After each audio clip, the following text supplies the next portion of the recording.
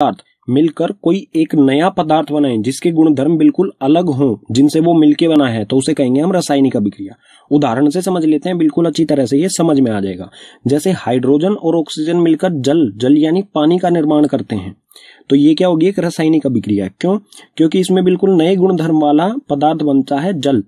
जल का गुणधर्म क्या होते हैं, ये आग को बुझाता है, ठीक है, आग लगाता नहीं है, आग को बुझाता है। वहीं जिनसे ये मिलके बना है हाइड्रोजन और ऑक्सीजन, ये दोनों अत्यंत ज्वलनशील गैसें हैं, इनमें बहुत जल्दी आग लग जाती है। लेकिन पानी जो है इन दोनों से ही मिलके बना है, लेकिन इसके गुणधर्म बिल्कुल अलग हैं। तो इस तरह की जो अभिक्रिया होगी उसे कहा जाएगा रासायनिक अभिक्रिया।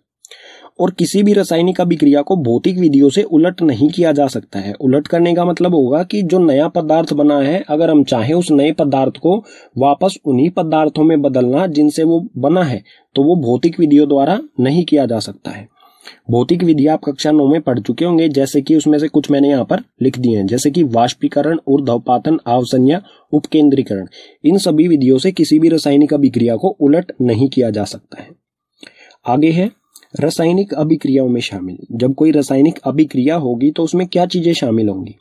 अवस्था में परिवर्तन। अवस्था में परिवर्तन का मतलब होगा कि रासायनिक अभिक्रिया होने से पहले वाले पदार्थ और रासायनिक अभिक्रिया के होने के बाद वाले पदार्थ यानी कि नए पदार्थ, उनकी अवस्था में परिवर्तन हो सकता है।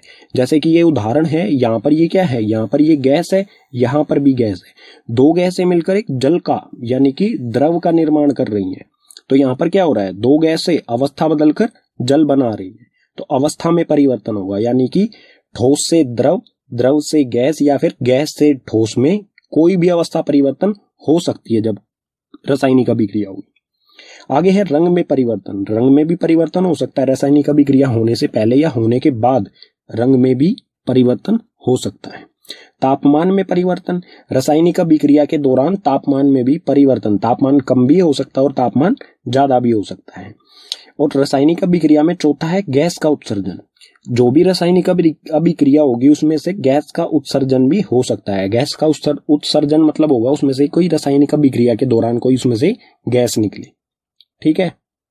पीछे वाले पेज पर हमने समझा रासायनिक अभिक्रियाओं की परिभाषा। अब हम देखते हैं रासायनिक अभिक्रिया के कुछ उदाहरण, जिससे रासायनिक अभिक्रियाएं हमें अच्छी तरह से समझ में आ जाएं। तो यहाँ पर है दैनिक जीवन में होने वाली रासायनिक अभिक्रियाओं के कुछ उदाहरण।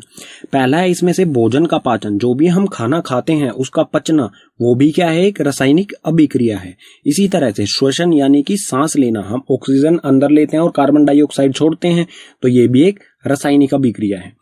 लोहे पर जंग लगना, लोहे पर जंग लगना भी एक रासायनिक अभिक्रिया है और ये बहुत धीरे धीरे होने वाली रासायनिक अभिक्रिया है। इसी तरह दही का बनना, दूध से दही में बदल जाना, ये भी एक रासायनिक अभिक्रिया है। ये तो हो गई हमारे दैनिक जीवन में होने वाली रासायनिक अभिक्रियाएं। अगर इसके अलावा हम बात करें, जैसा कि क्रियाकलाप 1.1 में दिया गया है, मैग्नीशियम रिबन का दहन किया जाता है, तो वो भी एक रासायनिक अभिक्रिया होगी।